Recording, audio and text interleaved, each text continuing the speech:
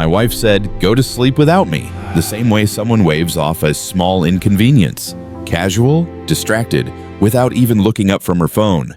And maybe the first time she said it, months ago, it didn't sting as much as it should have. But when you hear the same sentence, night after night, delivered with the same tired sigh and the same cold shoulder, it stops feeling like exhaustion and starts feeling like distance. Real distance. The kind that settles quietly between two people who used to be close. It happened on a Tuesday evening. The kind of evening older folks like me usually cherish. Simple dinner, soft lamplight, quiet house. Nothing dramatic. But even in the quiet, I felt the weight of something missing. She finished eating, stood up, and said, "I'm heading to the bedroom. I'm tired.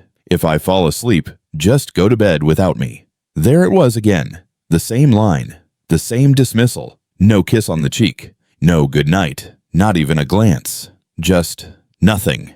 She closed the bedroom door behind her, and the rest of the house felt bigger than it should have. Too quiet for a place meant for two. I stayed at the table longer than necessary, letting the silence do what words no longer could. I wasn't angry, just tired in a different way. The kind of tired that sits in your bones, not your body. After a while, I walked into the living room. I expected to be alone, maybe turn on the news, maybe sit in the old recliner like my father used to do when he felt ignored. But I wasn't alone. Her best friend Sarah was sitting on the couch with a blanket around her shoulders. She'd been staying with us for a few days after a small kitchen fire made her house unlivable for the week. I didn't mind. She'd always been kind, warm, respectful, the type of woman who noticed things others overlooked. She looked up when I entered, eyes soft, worried. "Rough night?" she asked. She wasn't prying, not judging, just seeing me in a way my own wife had stopped doing a long time ago. I gave a small shrug.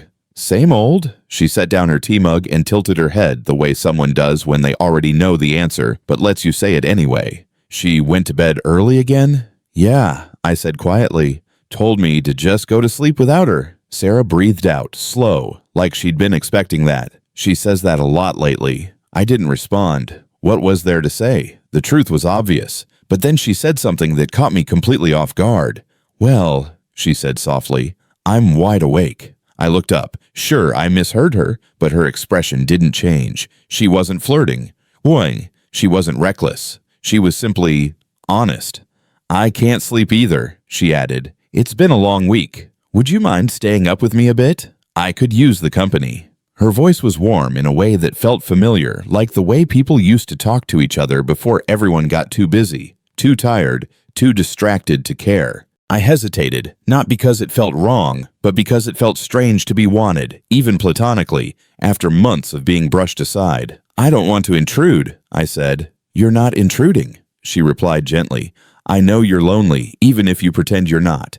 And honestly," she paused, choosing her words carefully, "I miss having someone to talk to too." We sat on the couch together, a safe distance apart, and just talked. Real conversation, the kind older folks know well. Steady, meaningful, thoughtful, not rushed, not shallow. She asked about my work, my parents, my hobbies, things my wife stopped asking long ago. And I asked about her home repairs, her family, her fears, her hopes. We talked like two people who remembered the value of listening. Hours passed without either of us noticing. At one point, she laughed softly at something I said, touching her hand to her chest, as if she hadn't laughed like that in years. And for a second, I allowed myself to imagine what life would feel like if someone looked at me that way every day, with warmth instead of weariness, with interest instead of impatience. But I didn't cross a line, and she didn't push one. It was just two tired souls sharing the same quiet night. When the clock hit 1:30 a.m., she pulled the blanket tighter around her shoulders and said, "Thank you. I really needed tonight."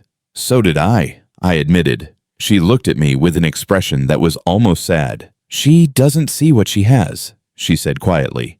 "And I don't mean that in a cruel way.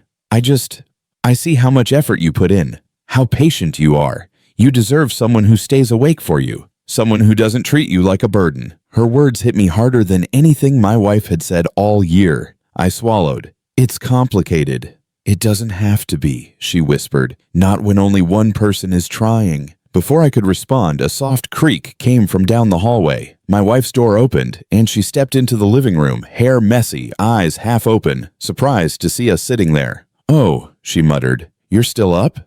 "Yeah," I said. "Couldn't sleep." She glanced at Sarah, then back at me. For the first time in months, she actually looked unsettled, a little jealous even. "Come to bed," she said stiffly, but something in me had shifted. I looked at Sarah, who gave me a small, encouraging nod, and then back at my wife. "I'll be there in a minute," I said. My wife stared at me, unsure, uncomfortable, sensing a balance she had taken for granted start to tilt. She closed the door without another word. Sarah watched me quietly, her eyes softer than before. "You don't deserve to be an afterthought," she said, and for the first time in a long time, I believed her.